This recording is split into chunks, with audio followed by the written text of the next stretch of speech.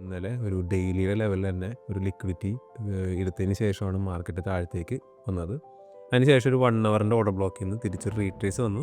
പക്ഷേ ആ ഒരു വീക്കായിട്ടുള്ള റീട്രേസ് ആണ് അവിടെ നടന്നത്. ഒരു സ്ട്രോങ് ആയിട്ടുള്ള റീട്രേസ് ആണെന്നുണ്ടെങ്കിൽ ഇപ്പോൾ ഈ ക്രിയേറ്റ് ചെയ്ത ഹൈ, അതായത് ഇന്നലെ ക്രിയേറ്റ് ചെയ്ത ഹൈ ബ്രേക്ക് ചെയ്ത് പോകേണ്ട സമയം കഴിഞ്ഞായിരുന്നു. ഞാനിപ്പോൾ നോക്കുകയാണെന്നുണ്ടെങ്കിൽ ആബ്സലൂട്ട്ലി ഒരു സെൽ സോണിലാണ് പ്രൈസ് വന്ന് അവിടെ നിന്ന് റിയാക്ഷൻ കാണിച്ചുകൊണ്ടിരിക്കുന്നത്. മൺഡേ ക്രിയേറ്റ് ചെയ്ത ഒരു ഗ്യാപ്പ് അപ്പ് ഉണ്ട്. ഏകദേശം $64 ഗ്യാപ്പ് അപ്പിലാണ് മൺഡേയിൽ മാർക്കറ്റ് ഓപ്പൺ ചെയ്തത്. അപ്പോൾ അതുകൊണ്ട് തന്നെ അതിൻ്റെ ഒരു 50% എങ്കിലും മാർക്കറ്റ് ഫില്ല് ചെയ്യാനുള്ള ചാൻസ് ഉണ്ട്. 4272 അല്ലെങ്കിൽ 4266 ആ ലെവലിലേക്ക് പ്രൈസ് ഇറങ്ങി വരാനായിട്ട് ഹൈ പ്രോബബിൾ ആണുള്ളത്. ഈ ഒരു ഗ്യാപ്പ് ഫില്ല് ചെയ്തതിന് ശേഷം ഒരു ബൈ ഓപ്പർച്യൂണിറ്റി കിട്ടുന്നുണ്ടെങ്കിൽ ഡെഫിനറ്റ്ലി നിങ്ങൾക്ക് ബൈ തന്നെ മാർക്കറ്റിൽ ഫോക്കസ് ചെയ്യാവുന്നതാണ്. Hi all, welcome to pre and post market analysis. It's me Rahul Basheer, your forex mentor. So last days നമ്മൾ ഗോൾഡിൻ്റെ കുറച്ച് കാര്യങ്ങളൊക്കെ ഡിസ്കസ് ചെയ്തായിരുന്നല്ലേ. അങ്ങനെ നമുക്ക് ഇന്ന് എന്താണ് ഗോൾഡിൻ്റെ അവസ്ഥ എന്ന് നോക്കാം. അതുപോലെ തന്നെ യൂറോ യൂഎസ്ഡിയുടെ ഇപ്പോൾ നോക്കുകയാണെന്നുണ്ടെങ്കിൽ ഇന്നലെ ഒരു ഡെയിലിയുടെ ലെവലിൽ തന്നെ ഒരു ലിക്വിഡിറ്റി എടുത്തതിന് ശേഷമാണ് മാർക്കറ്റ് താഴത്തേക്ക് വന്നത്.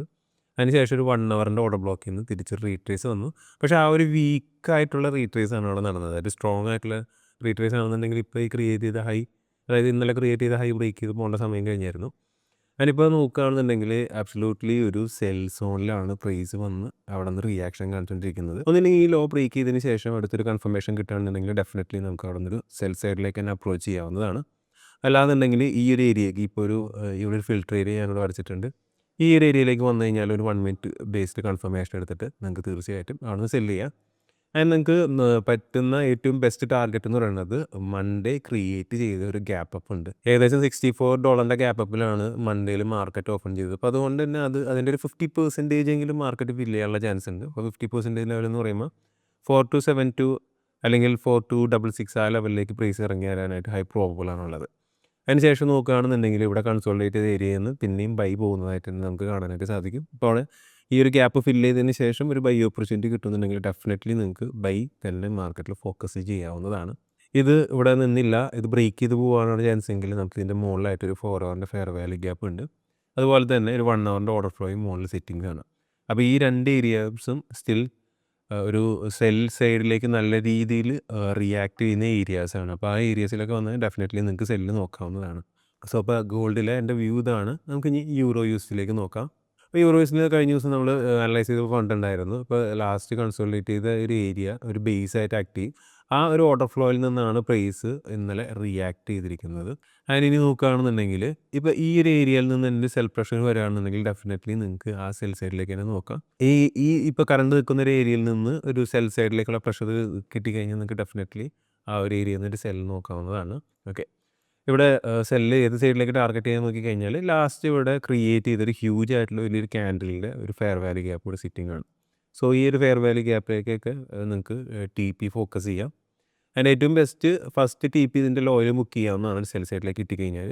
അതിന് ശേഷം ഫുൾ TP മാത്രം ഈ ഒരു സൈഡിലേക്ക് ഫോക്കസ് ചെയ്താൽ മതി. ആൻഡ് ഇനി നമുക്ക് ഒരു മേജറായിട്ടുള്ള സെൽ ഏരിയ എന്ന് പറയുന്നത് ഇപ്പോൾ ഡെയിലിയുടെ ലെവലിൽ തന്നെ ഒരു ലിക്വിഡിറ്റി 1.1645 ഒരു ഡെയിലി ലെവലിൽ തന്നെ ലിക്വിഡിറ്റി ഉണ്ട്. അപ്പോൾ ആ ലെവലിലേക്ക് വരികയാണെന്നുണ്ടെങ്കിൽ ഒരു പ്രോപ്പറായിട്ടുള്ള കൺഫർമേഷൻസ് എടുത്തിട്ട് നിങ്ങൾക്ക് സെല്ല് ചെയ്യാവുന്നതാണ്. ആൻഡ് ഇപ്പോൾ പ്രൈസ് ടാപ്പ് ചെയ്ത് നിൽക്കുന്നതും ഒരു സെൽ ഏരിയയിൽ തന്നെയാണ്. അപ്പോൾ ഈ ഒരു ഏരിയയിൽ നിന്ന് പ്രൈസ് വീഴാനും അല്ലെങ്കിൽ ഇതിൻ്റെ ഒരു മേജർ ലിക്വിഡിറ്റി എടുത്തിട്ട് പ്രൈസ് ഡ്രോപ്പ് ആവാനും ഹൈ ചാൻസ് ആണ് യൂറോ യൂഎസ്ഡിയിൽ കാണുന്നത്. ആൻഡ് ഓവറോൾ ബയാസ് നോക്കുകയാണെന്നുണ്ടെങ്കിൽ ഇത് സെൽ സൈഡ് റെസ്പെക്റ്റ് ചെയ്യുന്ന ഒരു ബയാസ് ആയിട്ടാണ് യൂറോ യൂഎസ്ഡിയിൽ നിൽക്കുന്നത്. ആൻഡ് ഇനീഷ്യലി നമുക്കൊരു ഡെയിലി ടൈം ഫ്രെയിമിൻ്റെ ഏരിയയിൽ നിന്ന് ഒരു ഡിമാൻഡ് ലെവലിൽ നിന്ന് പുഷ് കിട്ടിയെങ്കിലും ആ ഒരു ലാസ്റ്റ് ഒരു NFPയിൽ ക്രിയേറ്റ് ചെയ്ത ആ സെല്ലിൻ്റെ ബ്രേക്ക് ചെയ്യാനായിട്ട് ഇത്രയും നേരമായിട്ട് കഴിഞ്ഞിട്ടില്ല. അതായത് ഒരു 2 ക്യാൻഡിലും കൊണ്ടാണ് ആ ഒരു മൂവ്മെൻറ്റ് NFP സംഭവിച്ചെങ്കിലും ഇതിപ്പോൾ ഒരു 3-4 ദിവസമായിട്ട് പോലും പ്രൈസ് അത് ബ്രേക്ക് ചെയ്യാനായിട്ടുള്ള കപ്പാസിറ്റി കാണിക്കുന്നില്ല എന്നുള്ളതാണ്. അപ്പോൾ അതുകൊണ്ട് തന്നെ ബയേഴ്സ് ഭയങ്കര വീക്കായിട്ട് തന്നെയാണ് കാണുന്നത്. അപ്പോൾ സെൽ സൈഡിലേക്ക് കിട്ടുന്ന ഓരോ ഓപ്പർച്യൂണിറ്റിയും നിങ്ങൾക്ക് ഗ്രാബ് ചെയ്യാവുന്നതാണ്. ആൻഡ് ബൈ സൈഡിൽ കിട്ടുകയാണെന്നുണ്ടെങ്കിൽ നിങ്ങൾക്ക് നിയറസ്റ്റ് ഹൈ കാണുന്ന TP അതിൽ പ്രോഫിറ്റ് ബുക്ക് ചെയ്ത് മാറി നിൽക്കുന്നതായിരിക്കും ഏറ്റവും best. So that's it today. നമുക്ക് അടുത്ത ദിവസം ഇതിൻ്റെ അപ്ഡേഷൻ വീഡിയോ ആയിട്ട് വീണ്ടും കാണാം. Thank you so much for watching. Have nice day.